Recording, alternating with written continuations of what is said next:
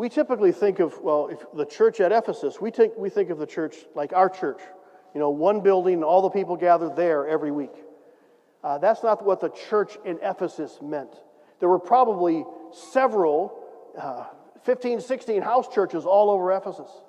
And they met there at those, what they would call house churches, every week to gather together, to fellowship, to be encouraged, to worship.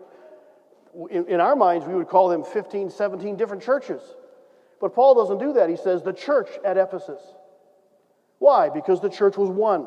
There was only one church in Ephesus. They met in 17 different places, but there was only one church in Ephesus. How many churches are there in the greater Augusta area? It's a trick question. There's one. There's only one. There's only one church. Now, there are all kinds of churches, and it seems that for almost 98% of the churches in the Augusta area, individual churches, we have nothing to do with them, do we? I'm not sure if that's good. I don't think that's right. There's only one church.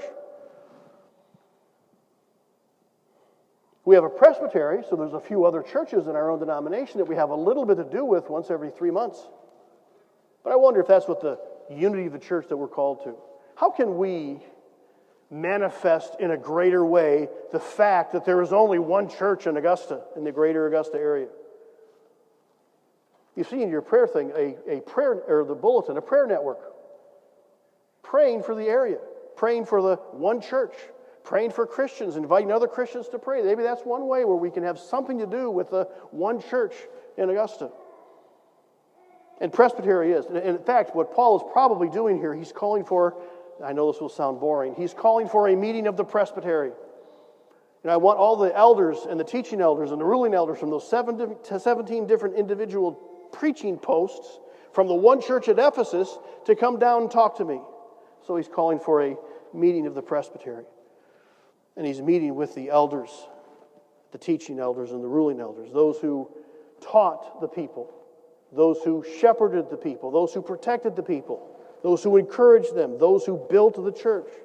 Paul was marrying off his daughter to these elders of the church of Ephesus. And I want you to care for my daughter, my church, the church that I love. And he was telling them how to do it, what they needed to be, what they needed to do to care for the church. So he gathered all of the elders from the churches. It was a presbytery meeting. And that sounds so boring. He was calling together his fellow elders. That doesn't help. He was calling together his friends, his brothers and sisters in Christ, to gather together to help forward the work of the church that they all loved and served and sacrificed for. Some of these people were Paul's converts. Some of these people, in fact, all of these people, I take it, were Paul's friends. He knew them, and they shared life together for over 2 years.